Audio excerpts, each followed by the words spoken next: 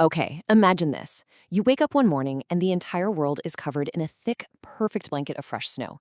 It's completely silent. This is Devon, England, way back on February 9th, 1855. But as you look out, you realize something is off. There's a trail. A single, bizarre trail of footprints stretching out as far as you can possibly see. And we're not talking about some normal animal tracks here. Oh no, this was a line of strange hoof-like prints that seemed to just ignore the laws of physics entirely. I mean, how does one thing leave a trail that long, over houses and right through walls? It's a question that sent an entire country into a panic, and honestly, it's still one of history's greatest unsolved cases. So, let's get into it. All right, so let's start with the evidence itself, just like the villagers had to that morning. Because what they found was so weird, it sounds like it was pulled straight out of a horror story. Just look at these details, because this is what makes the whole thing so mind-bending. The tracks were in a perfect single file, like something with two legs was hopping along. They were spaced exactly 8.5 inches apart, over and over again. They went straight up 14-foot walls with no sign of a struggle. They crossed over rooftops covered in snow. They went across the wide frozen River X. And, get this, they even showed up inside locked barns, as if whatever made them just pass right through solid wood. I mean, come on, what animal does that? And look, this wasn't just a bunch of scared villagers spreading rumors. You had educated, credible people, like the Reverend Ellicombe, a guy who was both a man of the church and a man of science, out there measuring these things himself. And his conclusion was pretty blunt. Whatever this was, it wasn't natural. So right from the get-go, even the most rational people were completely baffled. Now, to really get why this caused such widespread panic, we kind of have to zoom out and look at the world these footprints appeared in. Let's set the scene for that crazy morning. We're talking about Victorian England, and this was a time of serious anxiety. You've got the Industrial Revolution changing everything, Darwin is just about to publish his theories and blow people's minds, and the country is stuck in the middle of the Crimean War. But at the same time, people were obsessed with ghosts. Seances and spiritualism were hugely popular.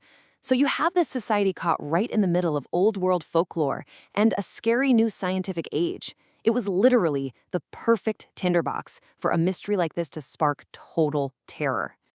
And the sheer scale of this thing was just insane. The trail went on for somewhere between 40 to 100 miles. 100 miles? All laid down in just one snowy night. To put that into perspective for you, that's like something walking from central London all the way to Bristol, overnight, in a blizzard, without letting a single building or river get in its way. Now, because of new tech back then, like railways and the telegraph, this story didn't stay local for long. It basically went viral 1855 style. Within just a week, the story, complete with sketches of the tracks, was published in the Illustrated London News. And just like that, a local panic turned into a full-blown national obsession. So, with the story spreading like wildfire, of course, everybody had a theory. The entire country got locked into this huge debate, a real battle between two totally different ways of seeing the world. You see, on one side, you had the supernatural camp. I mean, the prince looked like cloven hoofs, right? The classic symbol of the devil. And its impossible journey through towns and over churches felt like a terrifying message. But on the other side, you had scientists and skeptics who were desperately trying to find a logical answer. They were thinking, okay, maybe it's a weird animal that escaped, or a bizarre weather pattern, or maybe this is all just one big hoax. So, yeah, the hunt was officially on. Everybody wanted to find the culprit. Let's take a look at the main suspects and see why, well, none of them really add up. Seriously, every single theory they came up with just completely fell apart. An escaped kangaroo from a private zoo? Sure, it hops, but it can't climb walls, and it definitely wouldn't survive an English winter. A badger? Come on, badgers don't walk in a single file line. A freak weather event like melting and refreezing snow?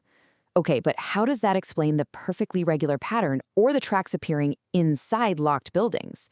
And a hoax? Just think about the logistics. Getting a team of people to perfectly create a 100-mile trail in one night in a storm without anyone seeing them. That's almost as unbelievable as the devil himself doing it. And right when you think this story couldn't possibly get any weirder, it does. Because it turns out this wasn't just a one-time event that happened in Devon. Not even close. This is the part that gives me chills. Those tracks in Devon, they weren't unique.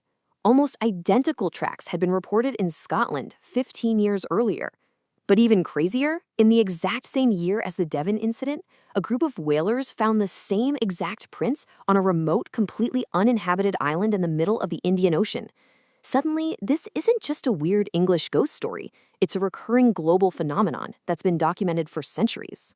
So after all of that, all the panic, all the theories, all the investigations, where are we now?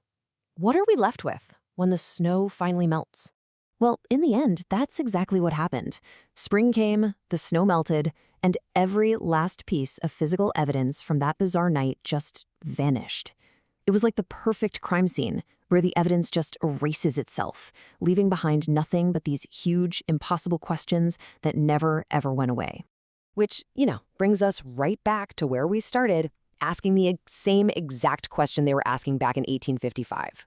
If it wasn't an animal, and it wasn't a hoax, and it wasn't some freak weather event, then what in the world actually walked across Devon that night?